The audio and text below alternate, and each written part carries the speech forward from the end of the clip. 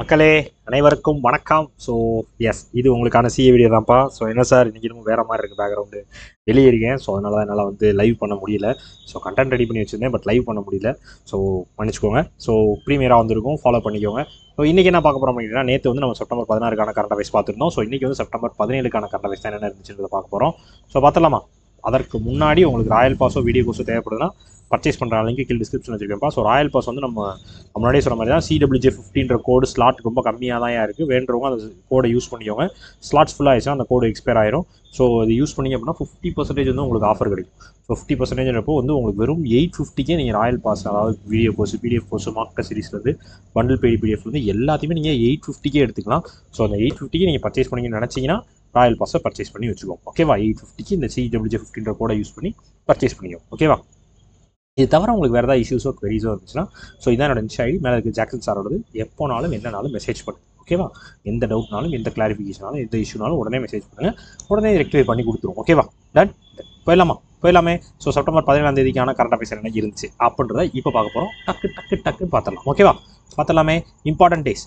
So September 17 அதாவது September 17 is observed as world patient safety day. அதாவது world patient safety டேவாக September 17 நம்ம WHO observe பண்ணப்படுகிறது.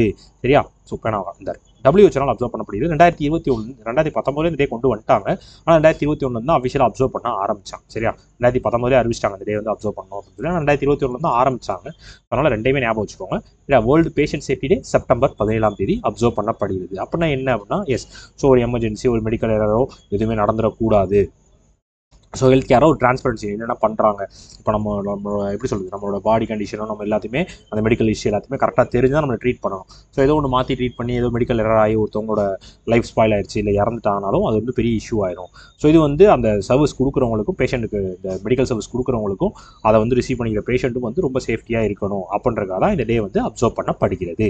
சரி, இந்த வருஷத்துக்கு ஒரு தீம் வேறு இருக்குப்பா. Safe care for every newborn and every child அப்படின்னு சொல்லி ஒரு தீம் ஒன்று செட் பண்ணியிருக்காங்க. ரைட்டா? ரைட்டு. ஸோ இதை அப்சர்வ் பண்ணுறவங்க WHO, அதோட DG Tedros Adhanom Ghebreyesus, headquarters Geneva, Switzerland, founder 1948. Right. So world ozone day. So world ozone day வந்து செப்டம்பர் 16, அதாவது நேற்று, முந்தானேத்து செப்டம்பர் 16 வந்து வேர்ல்டு ஓசோன் டே வந்து அப்சர்வ் பண்ணப்படுகிறது. ஸோ ஓசோன் லேயரில் வந்து டேமேஜ்லாம் ஏற்படக்கூடாது, அது வந்து ஹீல் ஆகணும், அதுக்கு என்ன மாதிரியான விஷயங்கள்லாம் பண்ணணும் அப்படின்றதுக்கான ஒரு ப்ரோட்டோகால்லாம் இருக்குது. ஸோ அது என்ன ப்ரோட்டோகால் அப்படின்னா மான்ட்ரியல் ப்ரோட்டோகால்னு சொல்லுவாங்க. சரியா? மான்ட்ரியல் ப்ரோட்டோகால்னு சொல்லுவாங்க. ஸோ அதை ஃபாலோ பண்ணி தான் இப்போ வந்து ஓசோன் லேயர்ஸை வந்து இந்த டேமேஜ்லாம் வந்து ஹீல் ஆகிட்டு இருக்கு. ஸோ அதை வந்து நம்ம பார்த்து அந்த எஃபோர்ட்ஸை வந்து ஹானர் பண்ணணும். ஸோ அதை வந்து நம்மளும் கண்டினியூ பண்ணணும் அப்படின்றதுக்காக தான் இந்த world ozone day September 16 observe பண்ணப்படுகிறது. ரைட்டு. கிளியர். ஸோ இதற்கு க்ளூ சொல்லலையா? ஸோ இதற்கு க்ளூ என்ன அப்படின்னா வேர்ல்டு பேஷண்ட் சேஃப்டி டே. சரியா? ஸோ பேஷண்ட்டை சேஃப்டியாக நீங்கள் பார்த்துக்கணும் அப்படின்னா, ஸோ எப்படி சொல்கிறது, 17. எஸ். ஸோ எப்படி வச்சுக்கலாம், 17. எஸ். ஸோ நீங்கள் வந்து இப்போ பேஷண்ட்டை சேஃப்டியாக பார்த்துக்கணும் அப்படின்னா, சரி, ஒரு பேஷண்ட்டை வந்து நீங்கள் ரொம்ப சேஃபாக பார்த்துக்கணும் அப்படின்னா ஒரு நாளைக்கு 17 ஹவர்ஸ் வந்து நீங்கள் அவங்க வந்து வாட்ச் பண்ணிக்கிட்டே இருக்கணும். ஒரு பேஷண்ட்டோட சேஃப்டியை வந்து நீங்கள் ஒரு 17 ஹவர்ஸ் வந்து வாட்ச் பண்ணிகிட்டே இருக்கணும். அப்போ தான் வந்து அவங்க சேஃபாக இருப்பாங்க. ஏன்னா ஒரு பேஷண்ட்றவங்க எந்த கண்டிஷன்லாம் இருக்கலாம்ல, அந்த மாதிரி குழுவாக ஞாபகம் வச்சுக்கோங்க. 17 அப்போ 24 இங்கிட்ட ஒரு 7 மணி நேரம் தான் கேப்பாக, அப்போ 7 மணி நேரத்தில் இருந்ததாக ஆயிடுச்சுன்னா 17 ஹவர்ஸ் வந்து ரொட்டேஷனில் இருக்கும். ரொட்டேஷனில் பார்த்துக்கிட்டே இருக்கும். ஓகேவா?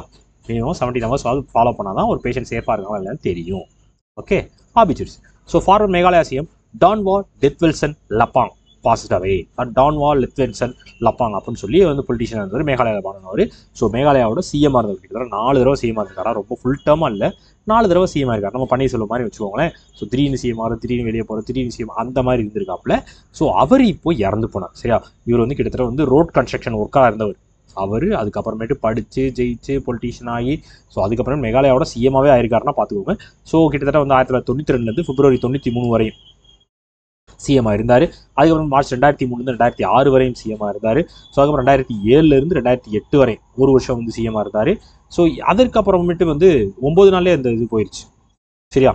ஸோ அதுக்கப்புறமேட்டு 2009 இப்போ மே 13 ஏப்ரல் 19 2010. ஸோ அந்த ஒரு வருஷம், இந்த மாதிரி ஒரு வருஷம் மட்டும்தான் அதிகபட்சமாக சிஎம்மாக இருந்திருக்காரு. ஆனால் 4 தடவை சிஎம்மாக இருந்திருக்காரு. சரியா? யார்? டான்வா டெத்வில்சன் லப்பாங். சரியா? டெத்வில்சன் லப்பாங் அப்படின்றவர் மேகாலயாவோட சிஎம்மாக இருந்திருக்காரு. ரைட்டு. ஸோ இவரை மாதிரி இல்லை. ஸோ இதே மாதிரி ரீசெண்டாக ரிக்கி ஹேட்டன் அப்படின்னு அவர் வந்து ஹிட்மேன் அப்படின்னு சொல்லி சொல்லுவாங்க. ஸோ பிரிட்டிஷோட செலிப்ரேட்டட் பாக்ஸிங் சாம்பியன் அவர். சரியா? செலிப்ரேட்டட் ரொம்ப பெரிய பாக்ஸிங் ஹிட்மேன் சொல்லுவாங்க, ரிக்கி ஹேட்டன். ஸோ அவரும் இந்த மாதிரி ரீசெண்ட் டைம்ஸில் தவறி போயிருக்காரு.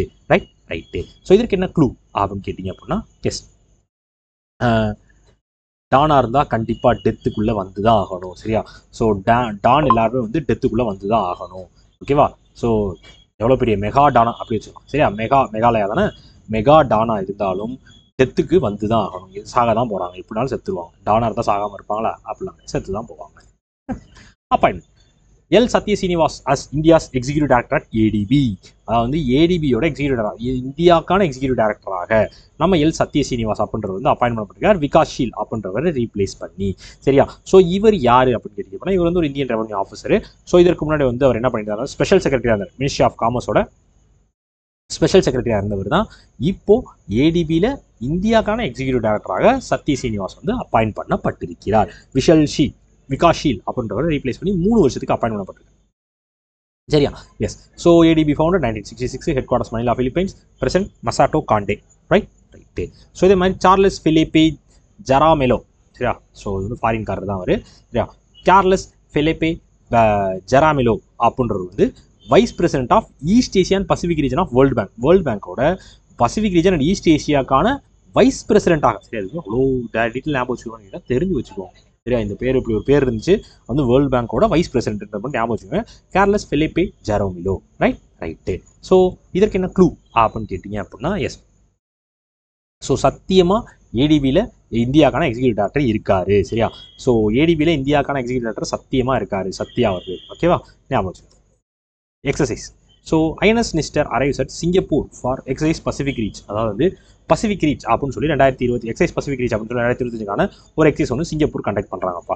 சரியா? ஸோ அதை வந்து சிங்கப்பூர் தான் ஹோஸ்ட் பண்ணுறாங்க. கிட்டத்தட்ட 40 நேஷன்ஸ் கிட்ட கலந்துக்கிறாங்க. அது இந்தியாவோட ஐஎன்எஸ் நிஸ்டரும் வந்து கலந்து கொள்கிறது. ஐ மீன் இந்தியாவும் கலந்துக்கிறாங்க அந்த எக்ஸைஸில்.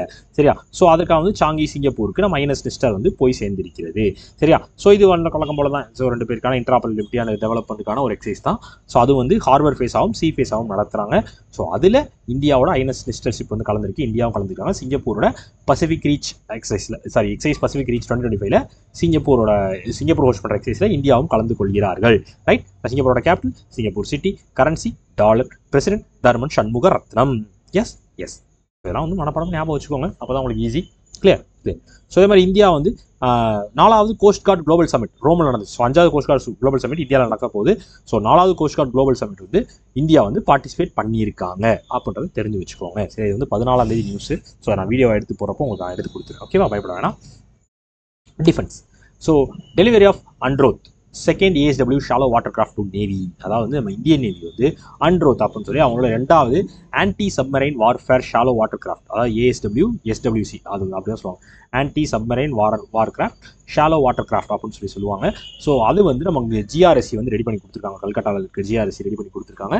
ஸோ அந்த anti submarine warfare water craft வந்து நம்ம இந்தியன் நேவி வந்து ரிசீவ் பண்ணியிருக்காங்க. அதோட பேர் அண்ட்ரோத். ரைட்டா? ரைட்டு. ஸோ இது வந்து நம்ம டிஃபென்ஸ் வந்து இண்டிஜினியஸ் எஃபோர்ட்டை வந்து போட்டுறதுக்காக கொண்டு வந்திருக்காங்க.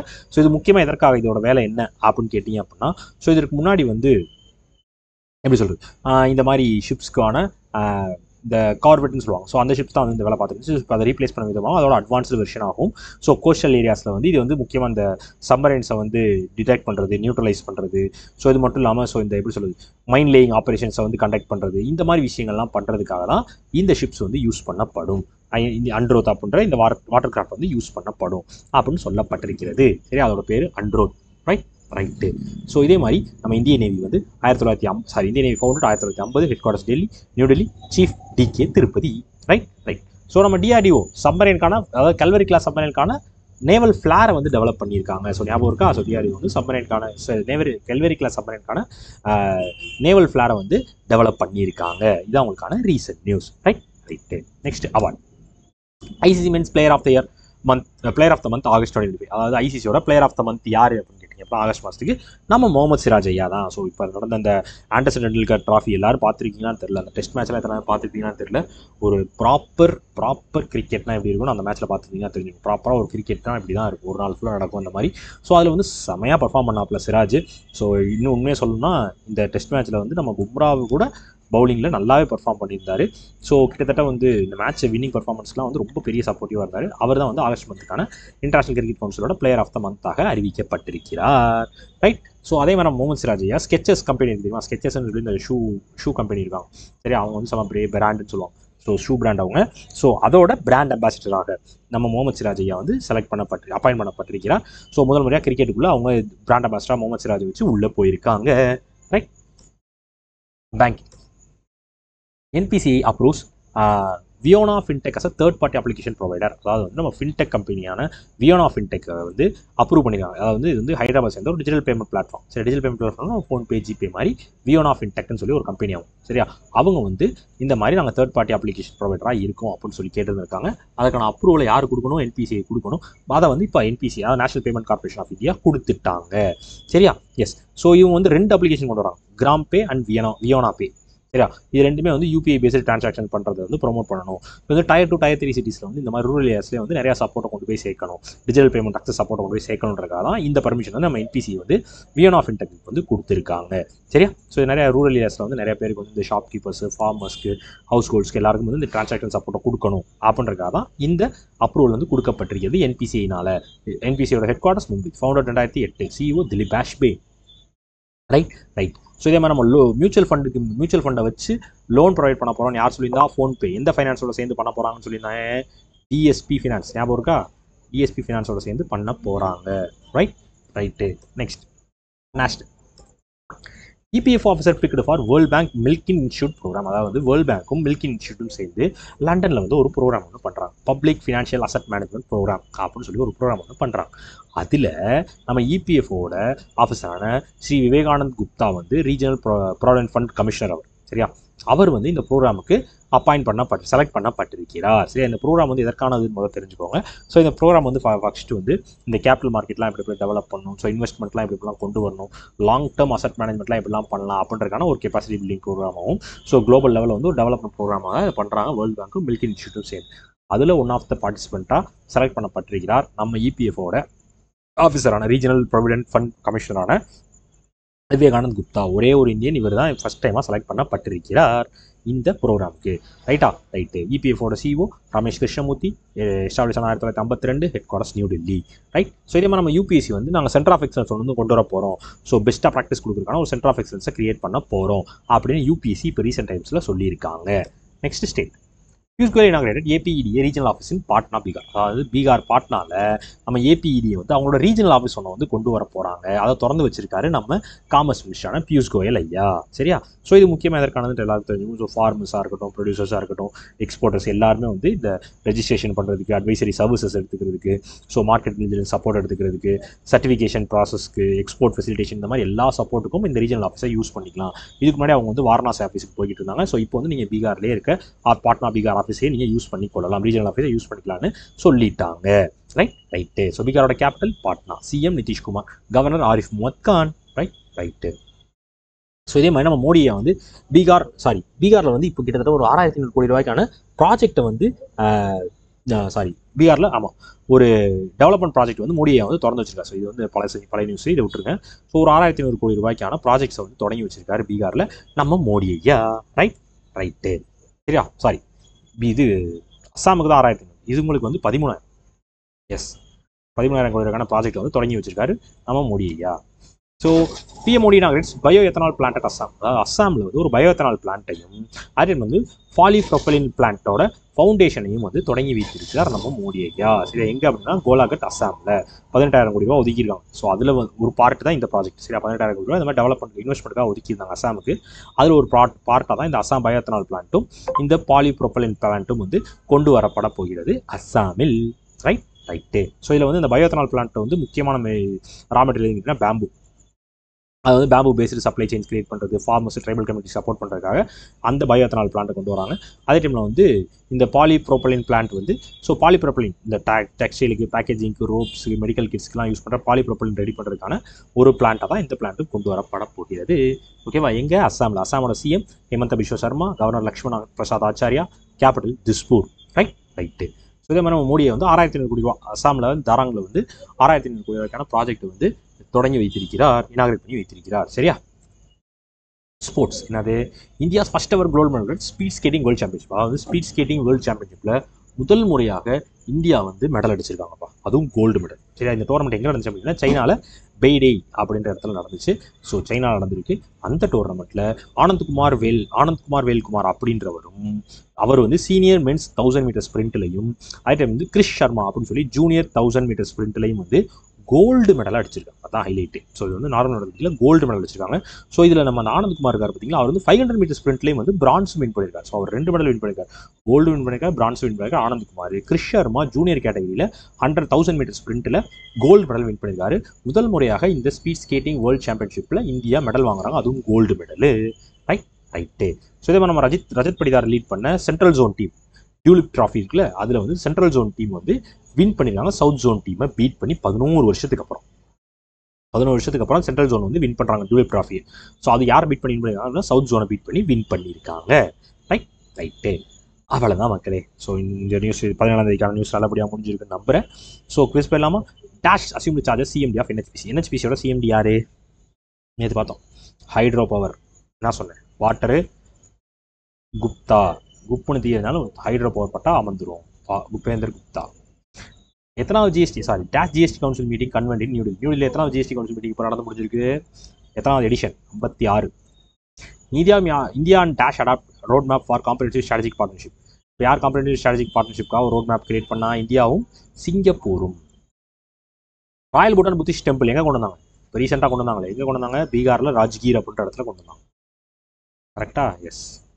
அமித் மிஸ்ரா ரிட்டைர்மெண்ட் அறிவிச்சார். அவர் யார், எந்த டீம், என்ன கேம் சேர்ந்தவர்? அமித் மிஸ்ரா ப்ரொஃபஷனல் கிரிக்கெட்லேருந்து ரிட்டைர்மெண்ட் அறிவிச்சார். ரைட்டா? அவ்வளோதான் முடிஞ்சு. ஸோ இந்த கண்டென்ட் 17ஆம் தேதிக்கான கண்டென்ட் கிளியராக எக்ஸ்பிளைன் பண்ணியிருக்கேன் நம்புறேன். ஸோ இது தவிர உங்களுக்கு வேறு ஏதாவது இஷ்யூஸோ குவெரிஸோ டவுட்ஸோ இருந்துச்சுனால் எப்போனாலும் என்னனாலும் எனக்கு மெசேஜ் செய்யவும். ஓகேவா? ஓகே மக்களே. ஸோ இது வந்து லைவ் இல்லை, ப்ரீமியர் தான். ஸோ அதனால் இதோட முடிச்சுக்கிறேன். என்னோட இன்ஸ்டா நோட் பண்ணி வச்சுக்கோங்க வேணுன்றவங்க 3073. சரியா? So DAV 3073. ஸோ எப்போனாலும் என்னனாலும் மெசேஜ் பண்ணுறேன். ஓகேவா? ஓகே மக்களே. டாடா, பாய், சி யூ. கரெக்டா? பாய்.